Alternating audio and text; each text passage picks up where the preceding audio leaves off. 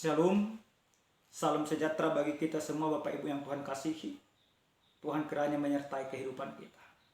Bapak Ibu yang Tuhan kasihi, pada saat ini kita akan mendengarkan sabda Tuhan dalam ibadah rumah tangga. Namun kita terlebih dahulu berdoa. Ya Tuhan kami, Allah yang maha baik, Allah yang kami sembah melalui Yesus Kristus. Pada saat ini kami mau mendengarkan sabda Tuhan. Urapi kami supaya mengerti sabda dalam nama Yesus kami berdoa. Amin. Bapak Ibu yang Tuhan kasihi, kebenaran firman Tuhan yang akan kita dengarkan pada saat ini yang tertulis dalam kitab Injil Matius pasal 13 ayat 18 sampai 23. Inilah firman Tuhan. Karena itu dengarlah arti perumpamaan penabur itu. Kepada setiap orang yang mendengar firman tentang kerajaan sorga tetapi tidak mengertinya, datanglah si jahat dan merampas yang ditabur dalam hati orang itu. Itulah benih yang ditaburkan di pinggir jalan. Benih yang ditaburkan di tanah yang berbatu-batu ialah orang yang mendengarkan firman itu dan segera menerimanya dengan gembira. Tetapi ia tidak berakar dan tahan sebentar saja. Apabila datang penindas atau penganiayaan karena firman itu, orang itu pun segera murtad. Yang ditaburkan di tengah semak duri ialah orang yang mendengarkan firman itu. Lalu kekhawatiran dunia ini dan tipu daya kekayaan menghimpit firman itu sehingga tidak berbuah. Yang ditaburkan di tanah yang baik ialah yang mendengarkan firman itu dan mengerti. Dan karena itu ia berbuah. Ada yang 100 kali lipat, ada yang 60 kali lipat, ada yang 30 kali lipat. Sampai di sana pembacaan kebenaran firman Tuhan. Bapak Ibu yang dikasihi oleh Tuhan kita Yesus Kristus, ada banyak cara yang dilakukan oleh Yesus dalam mengajar orang-orang yang mengikuti Dia. Melalui perumpamaan, melalui khotbah, bahkan melalui mujizat. Dalam kebenaran firman Tuhan yang sampai kepada kita pada saat ini, bagaimana Yesus mengajar para murid dan para yang mendengar Dia lewat sebuah perumpamaan. Perumpamaan yang dilakukan oleh Yesus tentu sebuah perumpamaan yang sesuai dengan konteks. Yang artinya Yesus tidak memberikan sebuah pengajaran yang tidak dimengerti atau di luar daripada para kehidupan yang mendengar. Tetapi Yesus selalu kontekstual dalam membuat sebuah pengajaran. Dalam perumpamaan yang sampai kepada kita pada saat ini, Yesus membuat sebuah perumpamaan yaitu tentang seorang penabur. Perumpamaan tentang penabur yang diberikan oleh Yesus ini, bagaimana ada seorang penabur yang akan menaburkan benih. Dikatakan ada benih itu yang tumbuh di pinggir jalan, ada benih itu yang tumbuh di tanah berbatu, ada yang tumbuh di semak duri, dan ada yang tumbuh di tanah yang baik. Yang artinya ini menggambarkan sebuah gambaran kehidupan orang dalam menerima firman Tuhan. Yesus melukiskan seperti itu karena memang Yesus tahu siapa-siapa saja yang mengikuti Dia dan apa latar belakangnya mengikuti Dia. Nah, konteks yang dialami oleh Yesus hampir serupa dengan sekarang. Orang-orang yang mendengarkan firman Tuhan pada saat zaman Yesus sama dengan orang-orang yang mendengarkan firman Tuhan zaman sekarang. Nah, menjadi sebuah pertanyaan Bapak Ibu yang dikasihi oleh Tuhan kita Yesus Kristus. Sekarang menjadi sebuah pertanyaan. Kita di posisi mana? Apakah posisi keberimanan kita yaitu seperti benih yang ditabur di pinggir jalan, atau benih yang ditabur yang jatuh di tanah berbatu-batu, atau di semak duri, atau benih yang tumbuh di tanah yang subur? Nah, semuanya kita tentu menginginkan, ya seharusnya para pengikut Kristus, para orang-orang Kristen tentu menginginkan firman itu atau benih itu tumbuh di tempat yang baik. Tapi realita tidak demikian. Nah, Apa yang dimaksudkan oleh Yesus dari sebuah perumpamaan itu? Yang pertama, Bapak Ibu yang Tuhan kasihi, benih itu merupakan firman Allah yang disampaikan. Benih yang tumbuh di pinggir jalan adalah bagaimana orang yang mendengarkan firman Allah, tetapi firman itu tidak sempat bertumbuh dengan baik. Seperti orang yang datang ke gereja. Nah, ketika dia di gereja itu seakan-akan bagus sekali firman itu. Namun ketika dia keluar dari gereja, tinggal semua firman itu hanya di gereja. Tidak sampai kepada sebuah perubahan yang nyata dalam kehidupannya. Karena apa? Karena tujuan dia mendengarkan firman Tuhan tidak untuk mengubah kehidupannya, tetapi hanya sebatas mendengarkan firman Tuhan karena sebatas ikut-ikutan kepada orang. Orang beribadah, dia ikut beribadah. Tidak sebagai bentuk rasa syukurnya kepada Tuhan.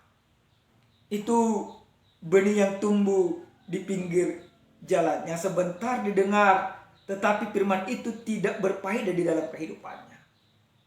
Nah, benih yang kedua, yaitu firman tentang kerajaan surga yang jatuh pada hati bagaikan tanah yang berbatu-batu. Yaitu menggambarkan hati yang gembira menerima firman Allah, tetapi hanya sebagai gaya, hanya sebagai passion. Banyak seperti itu kan Bapak Ibu yang Tuhan kasihi. Dia ibaratnya pergi ke gereja hanya sebatas foto-foto, selfie-selfie, hanya sebatas menunjukkan pakaian yang bagus, perhiasan yang baru, makeup yang baru, atau sepatu yang baru, jas yang baru. Banyak seperti itu. Firman itu tidak membuat hidupnya berubah. Di gereja dia seakan-akan orang saleh, di gereja dia seakan-akan orang beriman.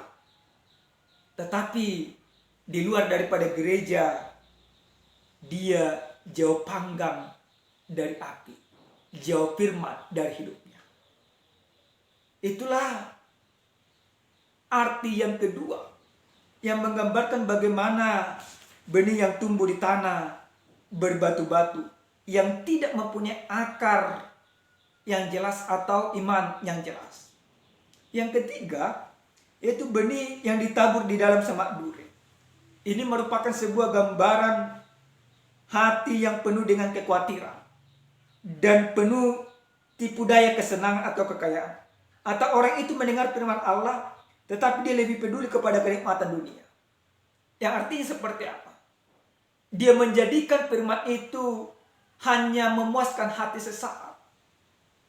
Dia menjadikan firman itu hanya kepada kepentingan-kepentingan tertentu. Dia memberhalakan firman. Artinya seperti apa? Ya, dia berpikir kalau sudah berdoa, kalau sudah apa, lepas semua dari segala yang pencobaan, segala penderitaan. Namun ketika tidak lepas dari segala penderitaan yang dialaminya, dia lari kepada dunia ini. Maka banyak juga orang sekarang seperti itu. Dia menjadikan firman itu menjadi berhala firman Tuhan. Hanya untuk sesuatu yang tidak bisa mengubah kehidupannya.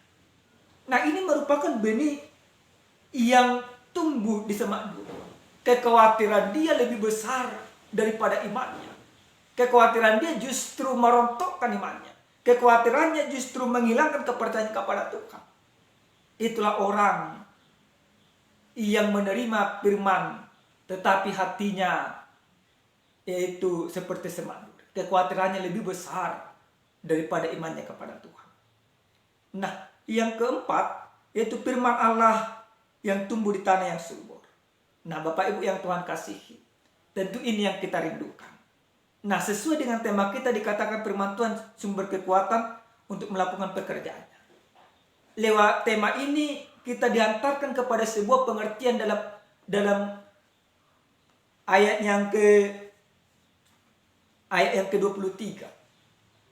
Nah, orang yang hidupnya berlandaskan kepada kebenaran firman Tuhan, dia menyadari ada banyak persoalan. Tetapi ketika ada persoalan di dalam kehidupan, dia tidak takluk oleh karena persoalan itu.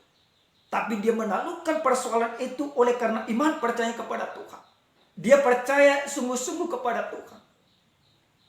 Dia percaya bahwa persoalan yang dia hadapi tidak akan pernah melemahkan imannya. Dan inilah sebenarnya panggilan setiap orang percaya yang percaya kepada Yesus Kristus.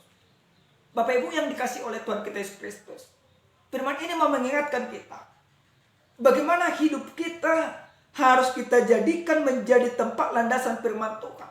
Dan bagaimana firman Tuhan ini harus menjadi kekuatan kita untuk melakukan pekerjaan-pekerjaan yang Tuhan inginkan. Tentu kita mempunyai banyak persoalan. Tentu kita mempunyai banyak tantangan hidup. Tentu kita mempunyai banyak semak duri yang terhempang di hadapan kita. Tetapi oleh karena firman Allah, oleh karena iman kita, sebesar apapun persoalan, sebesar apapun tantangan, sebesar apapun kemelut yang terjadi dalam kehidupan, kita tidak takut lagi. Kita tidak dilemahkan lagi.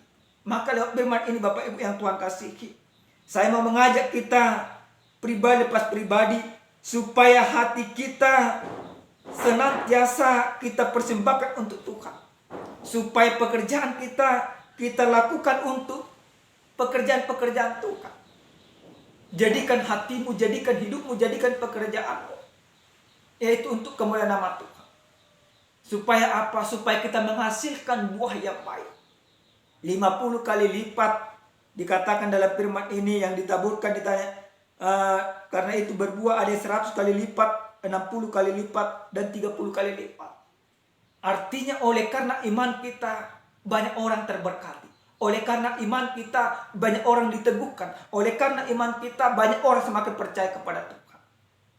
Itu bisa kita lakukan kalau kita menjadikan firman Tuhan menjadi yang terutama dan utama dalam kehidupan kita. Firman itu harus menjadi kekuatan kita. Firman itu harus menjadi keberanian kita. Untuk apa? Untuk melakukan yang benar dan melawan segala yang jahat dalam kehidupan. Amin. Kita berdoa. Terima kasih ya Tuhan kami, Tuhan yang maha baik buat firman yang sudah kami dengarkan. Terima kasih Bapa. Biarlah kiranya hati kami menerima kebenaran firman-Mu dengan sungguh-sungguh. Dan biarlah firman-Mu menjadi sebuah kekuatan kami untuk melakukan segala kebenaran dalam kehidupan. Biarlah firman menjadi kekuatan kami untuk menghadapi setiap tantangan yang terjadi dalam kehidupan kami. Terima kasih Bapa. Kami percaya Engkau akan menyertai kami. Kami percaya tangan-Mu akan menuntun kami. Kami percaya Engkau akan mengarahkan kami untuk berdiri teguh dalam kebenaran-Mu. Terima kasih Bapa. Dalam nama Yesus kami berdoa. Amin. Shalom. Salam sehat. Tuhan memberkati.